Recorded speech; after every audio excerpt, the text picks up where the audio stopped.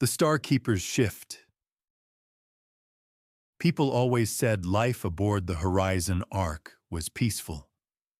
A drifting city, a gleaming ribbon of metal threading through star silence, a sanctuary on the edge of mapped space. That's what the recruitment broadcasts showed. Smiling families tending hydroponic gardens, children laughing under artificial sun, couples on starlit promenades. They never showed the shadows that fall where the cameras don't reach. Never showed the older crew glancing at the ceiling when the lights glitch. Never showed the way everyone pretends the night cycle is normal. Everyone says we're safe.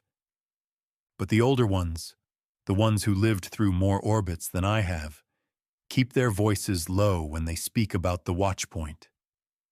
That's where truth lives on this ship, and truth is a thing we avoid. Chapter 1. The Envelope. My 17th birthday came like a warning. The ship runs on a 26-hour rotation, long enough that you forget your real circadian rhythm, short enough that time doesn't quite feel like it belongs to you. Every night cycle, the lights hum softer, the walls dim down. The simulated clouds stop drifting across the ceiling of our residential dome. At 3:11 ship time, the lights over my bunk flickered. Not the playful flicker of old wiring. The arc circuits were too advanced for that. This was purposeful. Measured. A signal. A silver envelope slid from the vent above my bed. No footsteps, no sound. Just the envelope landing softly beside my pillow, as if placed by invisible hands. Everyone received an envelope on their 17th birthday. Assignments. Future guilds.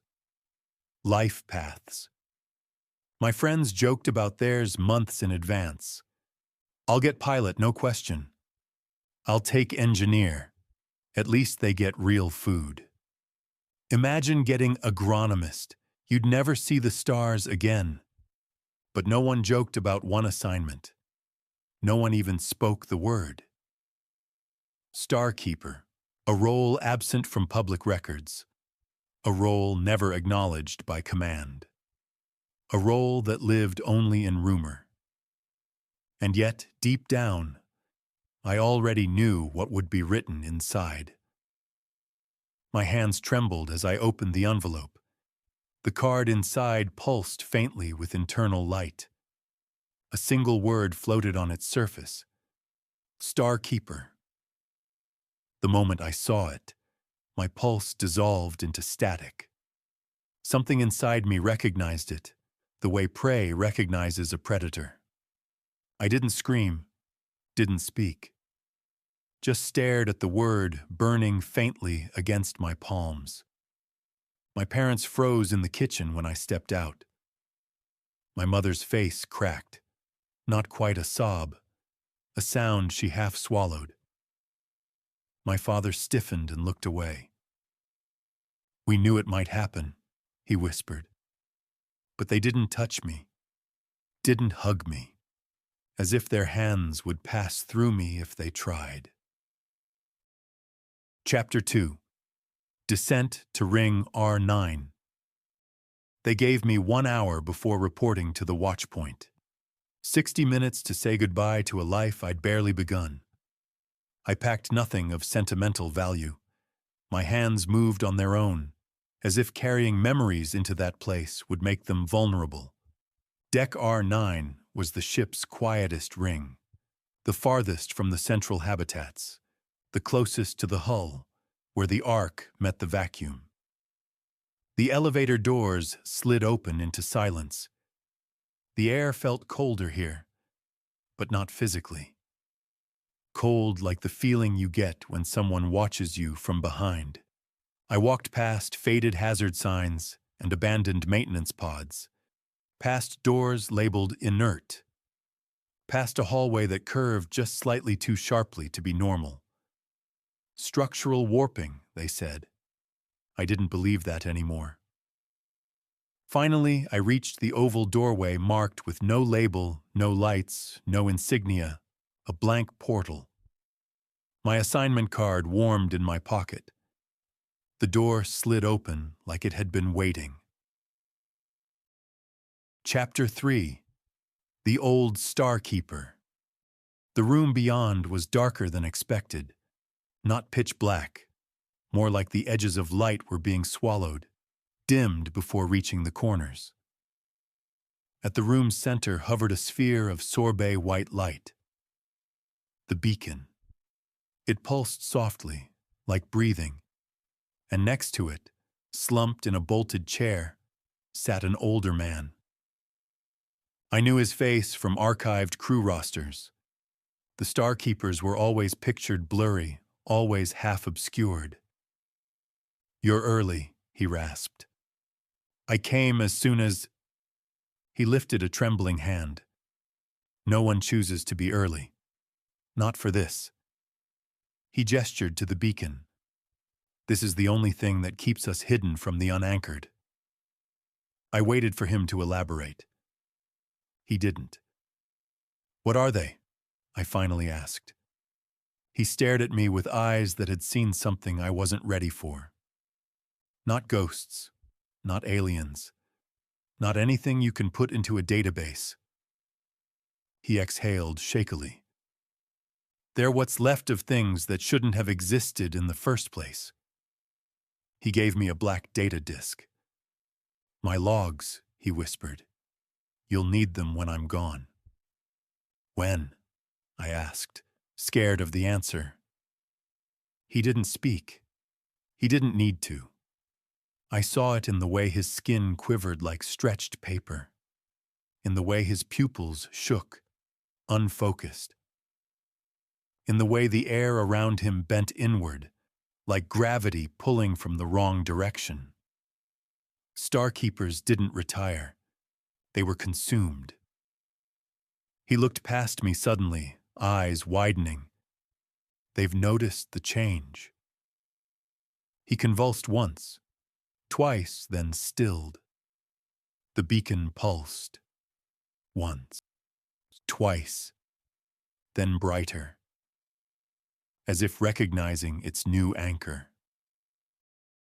Chapter 4. What Follows Us. Back in my room, I locked the door and played the disc. The old STARKEEPER's voice filled the air. "If you're listening, the beacon has accepted you. That means the unanchored have too." Static, then. People think space is empty. It isn't. It's full of places where reality is thin, where old light curves wrong. The arc passes through those places now. Something follows us. Has been for decades. His breathing trembled. You'll see shapes outside the hull. They're not truly outside. They're pressed against the idea of outside. They want to understand us. To wear us. A pause. I heard scratching in the background, like fingers tapping metal. When the beacon dims, they approach. When the beacon fails, they enter. And when they enter, they feed. The recording ended with a hiss. I sat motionless. My lights dimmed without warning. The ceiling groaned softly. The arc was drifting into the wrong part of space again, and I had barely begun to understand what that meant. Chapter 5. First Call. At 23:07, the beacon called me. I felt it before I heard anything, a pressure behind my eyes, like gravity shifting directions. When I reached the watch point, frost spiderwebbed across the glass wall. From the outside. The void pressed against the hull like a liquid membrane. Shapes shifted behind the frost, tall silhouettes bending in impossible angles. One shape drifted closer than the others. Thin, long-limbed. A head tilted sideways, as if studying me through the glass. The beacon pulsed erratically. I approached it. The moment I placed my hands on the sphere, freezing electricity shot through me. The shapes jerked violently, the frost cracked. The tallest silhouette flickered, once, twice, and dissolved into dust-like motes that drifted backward into the void. The cold vanished. The beacon steadied. My heart didn't. Chapter 5. First Call. At 23:07, the beacon called me. I felt it before I heard anything, a pressure behind my eyes, like gravity shifting directions. When I reached the watch point, frost spiderwebbed across the glass wall. From the outside, the void pressed against the hull like a liquid membrane. Shapes shifted behind the frost, tall silhouettes bending in impossible angles. One shape drifted closer than the others, thin, long-limbed. A head tilted sideways, as if studying me through the glass. The beacon pulsed erratically. I approached it. The moment I placed my hands on the sphere, freezing electricity shot through me. The shapes jerked violently. The frost cracked. The tallest silhouette flickered, once, twice, and dissolved into dust-like motes that drifted backward into the void. The cold vanished. The beacon steadied. My heart didn't. Chapter 6. Shifts.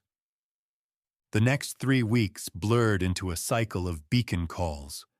Some nights, only one shape drifted by. Some nights, dozens, hovering like a silent, watching congregation. Sometimes they mimicked crew members, faces half-formed, features melting and reforming. Once, I swear, one tried to smile. During the day, I slept in snatches, a few minutes here, an hour there, never long enough. People noticed the exhaustion in my eyes. They didn't ask. Nobody asked STARKEEPERs anything. Because everyone knew, even if they pretended not to, that the STARKEEPERs didn't come back the same. Some didn't come back at all. Chapter 7. Friends Who Stop Calling. My friend Lyra eventually cornered me in the hydroponic garden. She was a medic trainee, sharp-eyed, perceptive.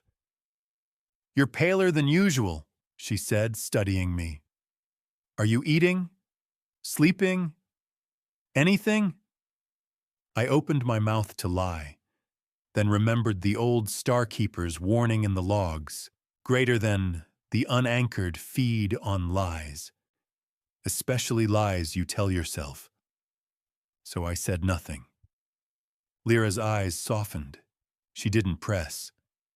But the next day, she avoided me in the corridor. And the day after that. People always drifted away from STARKEEPERs. Instinct, survival, maybe a leftover evolutionary trick. But Lyra's absence hurt worse than I expected. Chapter 8. The Breach. It happened during my 14th shift. The lights in R9 flickered. Not the usual warning pulse. This was a blackout. A swallowing of light so absolute I couldn't see my hands.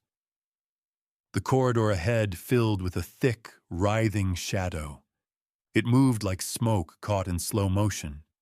Something inside it turned toward me. Not physically. Orientation was meaningless to it. But I felt its attention like a hook sliding under my ribs. A whisper rippled through the darkness, vibrating inside my skull. "We remember you." My voice cracked. "You don't know me." Light flickered, and its shape adjusted, softening into a form vaguely familiar. My height. My outline. A warped version of me stepped out of the shadow. It smiled, with too many teeth. Then the beacon screamed, a sharp, piercing burst of light that cut through the corridor like a blade. I ran. The almost me chased. It reached for my shoulder, fingers stretching longer than fingers should. I threw myself into the watch point and slammed my hands against the beacon. Light exploded outward. The creature evaporated. But the scorch it left on the door looked just like my hand. Chapter 9. Log 3. They Learn Tomorrows. 3 new entries appeared on the old disk. The first, they're studying you. Mimicry is attention. Attention is ownership. The second, when they wear your face, it means they're ready to make you part of them. And the last, STARKEEPERs don't protect the ship. They delay its consumption. I didn't sleep that night either. Chapter 10. The barrier fails. A week later, the beacon dimmed mid-shift, for the first time. It hadn't dimmed in decades, according to the logs. The glass wall frosted instantly. Shapes crowded around it. Dozens, maybe hundreds. Tall ones, small ones, wide ones. Some with limbs like tangled rope. Some with heads that split open like petals. Some that looked almost human. I pressed my palms to the beacon. Nothing. The sphere pulsed weakly. My blood ran cold. A jagged crack spread across the outer glass. The shapes leaned in. The air felt wrong, charged with static and cold memories. I grabbed the beacon with both arms and forced every thought I had into it. I do not accept this. You will not fail. I will hold this ship together even if I burn for it. The beacon flared so bright I screamed. Light shot through my veins. My bones felt hollowed out. The glass sealed itself. The shapes recoiled. Some disintegrated.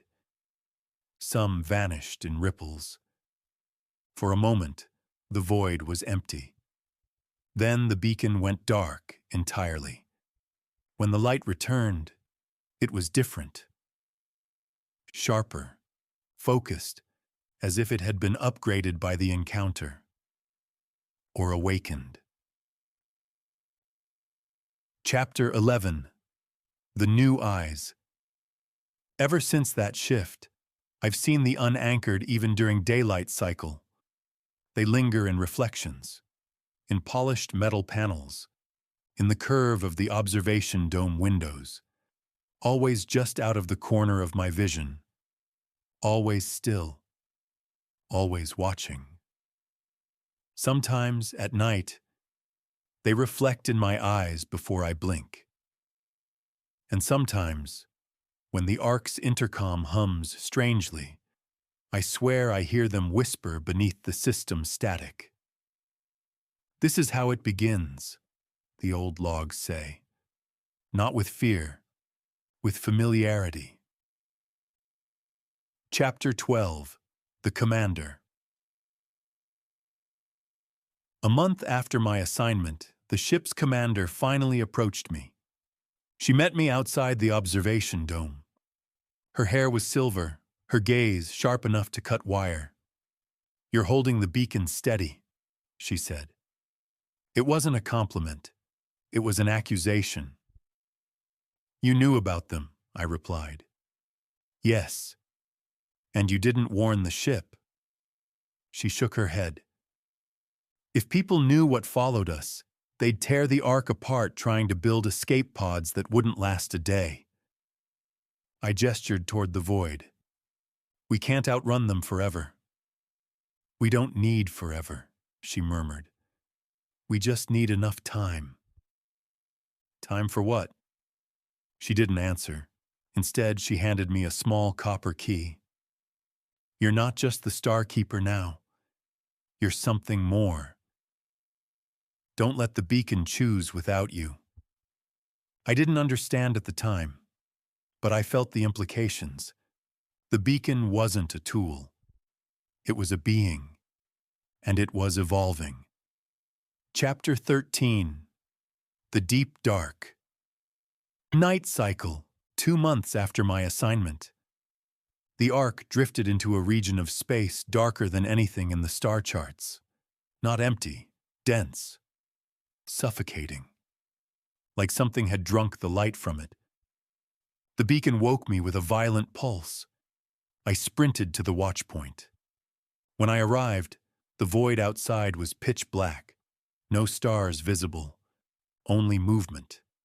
Massive shapes, too large to be ships, too slow to be debris. Something was crossing paths with the Ark, something older than recorded space. The beacon pulsed red. Not white. Red. The color of warning. The color of selection. The color my assignment card glowed the night it arrived. My breath hitched. This wasn't a normal shift. This was a transition. The beacon pulsed again, and I suddenly realized it wasn't calling for protection. It was calling for partnership. Chapter 14. Contact. The largest of the void shapes drifted close enough that the hull screamed, close enough that gravity warped, close enough that I felt my bones vibrate. It spoke, not in sound, in resonance, a pressure in my chest. Anchor, child. My knees buckled. We wonder. We wait. We hunger. I clutched the beacon. I won't let you in. A ripple of amusement pulsed through the void. We already are.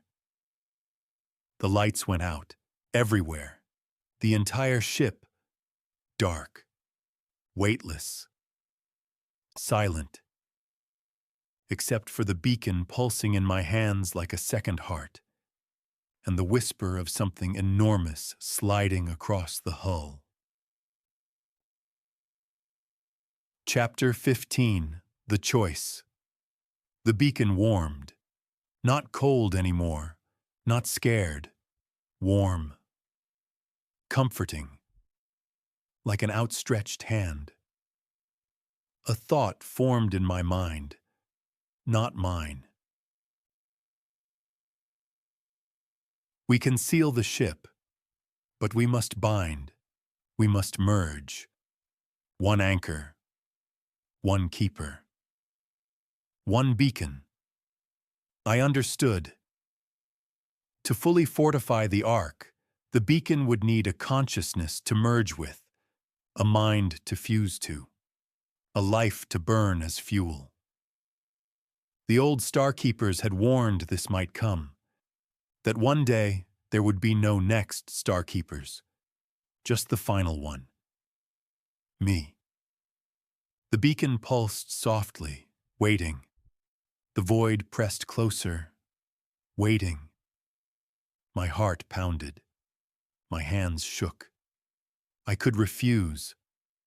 Let the Ark drift. Let fate fall wherever it may. Or I could step forward, accept the merge, become the thing the unanchored could never consume. The thing that would hold this ship together for the next 1,000 years.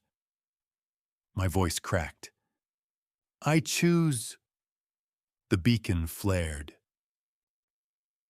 Chapter 16. Afterlight. When my vision returned, I was standing, but not entirely. I felt taller, heavier, lighter, like my body was a suggestion, not a requirement. I looked down at my hands. They shone faintly, gold veins, white fire beneath skin. The beacon floated beside me, no longer a sphere, a star fragment spinning slowly. The watchpoint walls were transparent. The vast black shapes outside recoiled from the new light. The hull sealed. The frost vanished. The void quieted. I felt its fear. I felt its submission. The unanchored drifted backward into the dark like shadows dragged away by a tide. And for the first time since I boarded the ark, the ship stopped trembling. Chapter 17. A Voice for the Next. It's been years since that night. Time is strange now, not linear, not important. I am not exactly human anymore. I am not exactly beacon. I am the thing in between. I have become our constant sunrise, the reason the ark sleeps peacefully again. But today, a silver envelope appeared in a young crew member's bunk. The card glowed faintly, not red, not white, gold. A new role, a new kind of keeper. Someone to succeed me when even a merged being needs rest. The cycle begins again, but this time, not with fear, with readiness. Because the darkness between stars may always watch. But now it watches something looking back. I am the Starkeeper of the Horizon Ark, the beacon's light, the shield against the unanchored, the last line between humanity and the void, and I will hold. For as long as this ship needs me, for as long as stars burn, for as long as light remembers its own shape, forever if I must. If you enjoyed this story, be sure to tap that like button. Subscribe to the channel for more stories like this.